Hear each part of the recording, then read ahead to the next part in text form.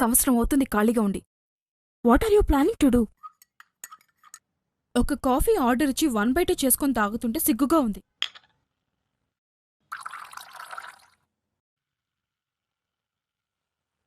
నువ్వు అందంగా ఉంటావని నిన్ను లవ్ చేశాననుకుంటున్నావా? ఏంటి అలా చూస్తున్నావు? నా మొహం చూస్తే నీ కడుపు నిండిద్దేమో. నాకు తింటేనే నిండుద్ది. ఇలా 1/2లతో కాదు.